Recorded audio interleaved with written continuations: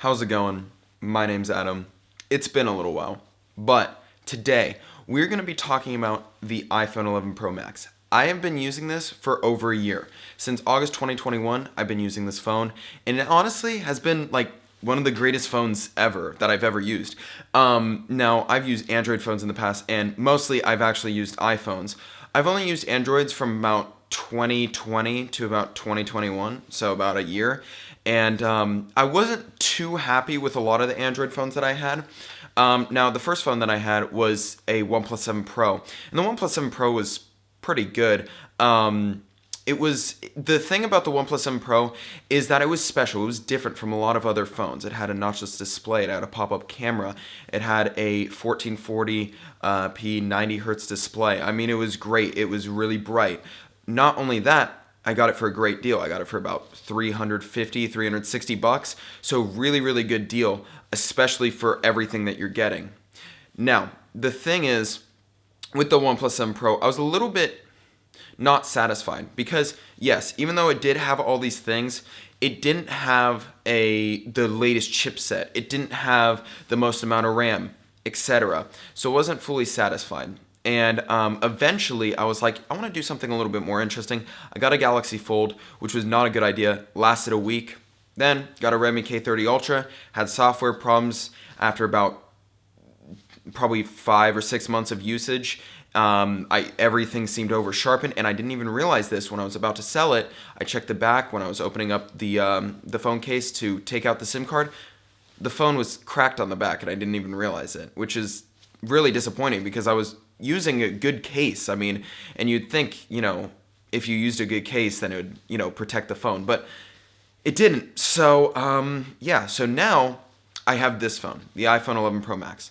I was not happy when I actually bought this phone. I was really dissatisfied because I came from Android, which was basically a lot of customization and a lot of things that you can do with the phone, fluid displays, etc. This has none of that. It's simple. But that's not particularly a bad thing, though. It's not a bad thing that, phones are simple. It's honestly sometimes a bad thing when phones are too complicated because then, by that point, you're just using it for fun. You're not using it for actual, purposes that are important. You're just using it for gimmicks and things like that, which is stupid. That's not the point of a phone. The point of the phone is to, to basically do your work and play games, but play games well and without lagging and things like that, which was a pretty big problem with a lot of Android phones. But this iPhone, as boring as it is, as boring as the camera app is, as boring as everything is, this is an excellent phone.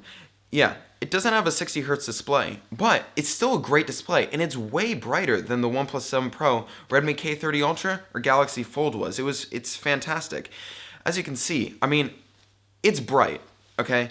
It's really bright, and I can't really show you this on here, but I have my ISO really, really low right now, so you can't really see how bright it truly is, but it is really, really bright. I can actually turn up the ISO real quick, and this is what it would look like this is what it would look like if it was like nighttime or something like that. It would be like this bright. It's crazy. So basically, this is a great phone. It's over 1,000 nits of brightness.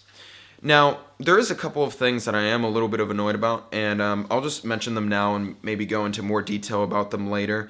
I guess we'll see. But the notch. The notch is quite annoying. I mean, honestly, it's not as annoying as I thought it was going to be. I thought it was going to be a really big intrusion because I came from, a OnePlus 7 Pro, and a Redmi K30 Ultra, which both had notchless displays. This, on the other hand, has pretty thick bezels and, a notch that's literally bigger than a forehead. So, I don't even know what I said by that. Anyways, that's besides the point. This is still really good because, honestly, when you're, watching a YouTube video, you're not going to be looking at the notch because the thing about YouTube videos is that most of the time when you're watching something like a Domino's ad, it has black bars already because most aspect ratios aren't going to completely fill up the screen. And it didn't either with the OnePlus 7 Pro. It was exactly like this.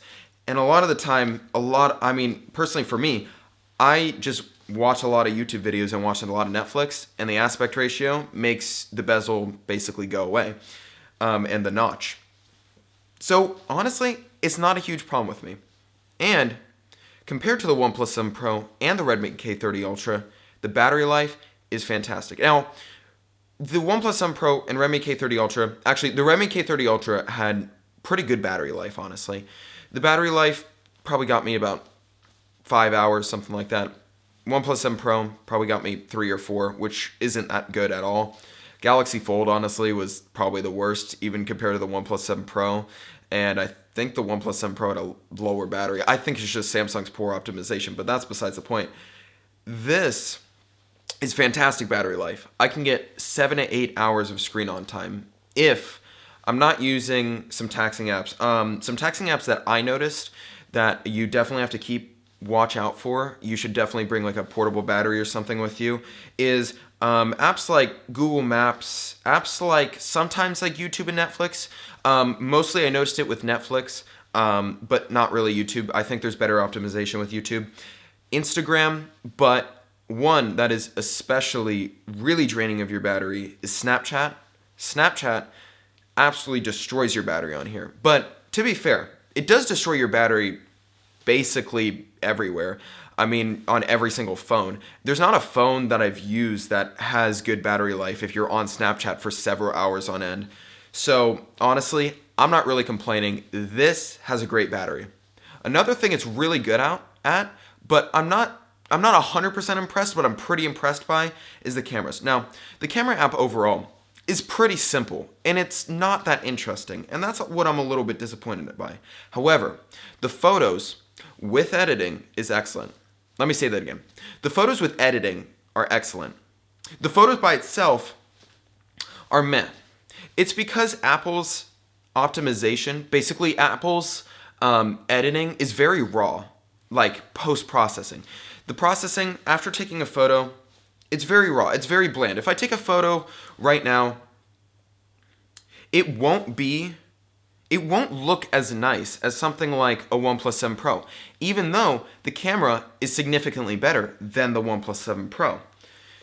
So, with editing, it's great. It's fantastic. If it's great for Instagram too. That's one thing that is really impressive with this phone is Instagram, because there's no weird issues with Instagram like there was on Android phones with the OnePlus 7 Pro where it was really low quality and things like that. There's no problems here with that. Now, I do think Samsung has fixed some of these optimization issues. This is a problem with like Instagram and Snapchat. I think Samsung has actually fixed it on Snapchat, which is great, which is fantastic. But besides that, no other Android phone has really fixed Instagram, including Samsung. So yeah, that's kind of unfortunate for those companies. It's great for Apple because they have a competitive advantage. But the one thing about it is if you're just taking normal photos like I did, the other day, right here, right here, they look kind of bland. However, post-processing on editing on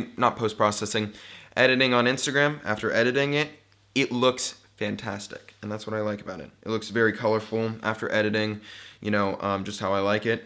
And the quality is actually better compared to those Android phones.